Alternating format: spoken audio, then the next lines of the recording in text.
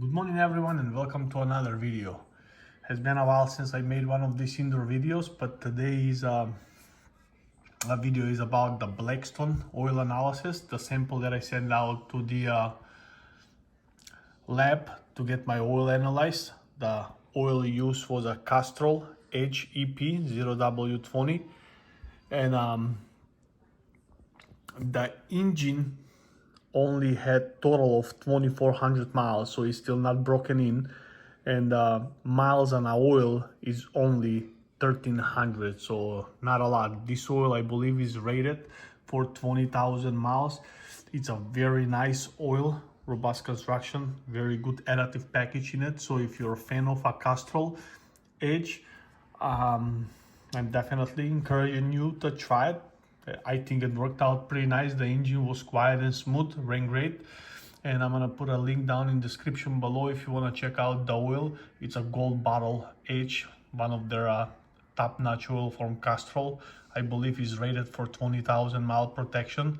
Definitely don't recommend you to do that. And I'm gonna give you a reason why, especially on those direct injected engines, guys, like I have in my Sierra. But anyways, let me get you a little bit familiar with this sheet over here. If you're not familiar with this, over here in this column right here, it's all the impurities found into the oil and whatnot. Also, it will show you the additive package like molybdenum, titanium, potassium, boron, and whatnot. The detergents and lubricating properties and whatnot.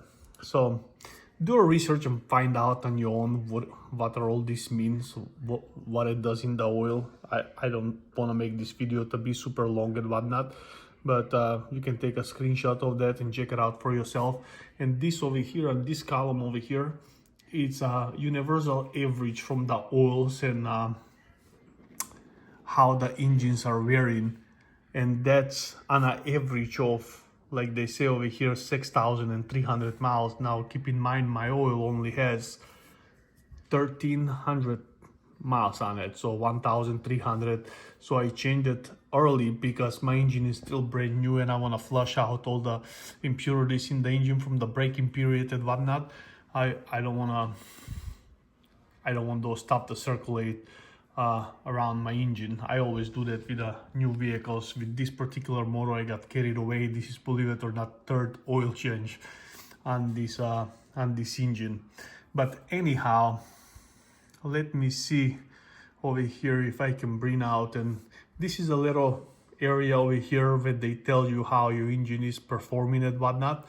Let me see if I can get the computer to read that.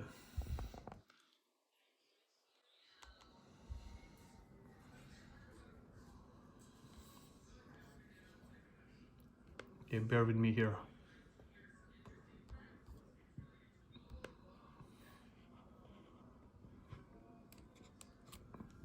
Sasso, your Sierra's file is off to a good start. Of the metals, only copper is elevated compared to averages for the engine type, and there's a likely reason why. Lingering wear in. Early on, copper tends to start off pretty high, the highest of any wear metal, usually, and it takes several oil changes before it's closer to average. Other metals already match up pretty well with universal averages, which are based on a 6,300 mile run. Fuel is the only contaminant, and 1.3% isn't a concern. That's mild enough. It could be from short trips or even idling to warm the engine. So in a nutshell, pretty much it says that the engine is performing well with that oil, has no problems at all.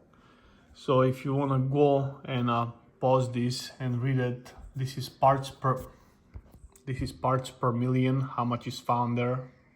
This is universal average there.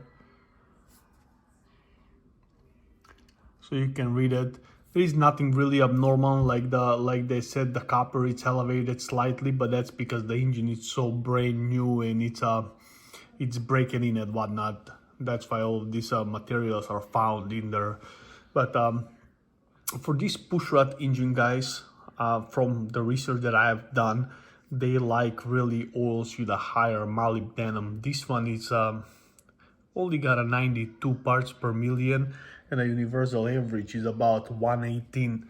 Right now in my truck I have Valvoline EP, and that oil, guys, has around 300 parts per million molybdenum, and the molybdenum is a lubricating additive in the oil, so makes the engine run smooth and quiet and lubricates well.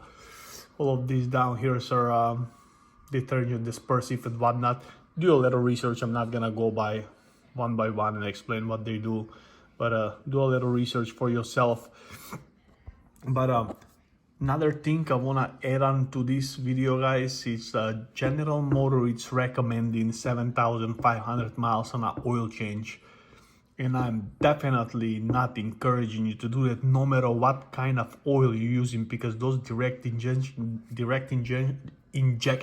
engines tends to dilute your oil with the fuel. As you can see, even at 1,300 miles, I got a 1.3% dilution from the oil. Once the fuel get into the oil, diluting the oil, and the oil is losing the lubricating properties. So I mean, this is just me, guys. I will not let this engine go more than 4,500 miles on an oil change. I'm gonna shoot for 4,000, but I think would be safe to go up to 5,000 miles with a full synthetic good oil like this one over here. Definitely don't recommend you to go full 7,500 or 8,000 miles on the changes, just because of that direct injection engine that tends to dilute your oil with the fuel. So if you, I mean, I'm sure it's fine to go that long, but if you're thinking about to keep your truck for a long period of time, I definitely encourage you change the oil sooner. 4,000 miles, don't go any longer than that. That's what I'm gonna shoot for anyways. And besides that, please stay tuned for the next oil analysis from my Valvoline EP. And I'm gonna dump that oil. Right now I have about 1,000 miles on it. I'm gonna wait another 500 miles and I'm gonna change it with a AMSOIL signature, but I will take a sample and send it out. I wanna see how that Valvoline perform, whether it's gonna be better than this one or worse.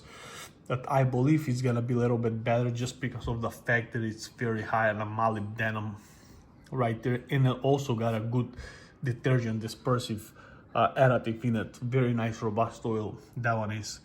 I'm also gonna put a link in the description of that oil down there if you want to check it out. Do a little research by yourself. And yeah, that's all I got to say about this, guys. This Castrol is definitely a good oil. There's nothing wrong with it. Like I said, the engine ran perfectly fine. I was a little bit concerned about this fuel dilution though, with this direct injection engine. Anyhow, thank you very much for watching. Please like, subscribe, and pretty soon we're gonna have the other oil analysis from the Valvoline EP, and we're gonna see how they compare. Okay, have a nice weekend. Bye bye.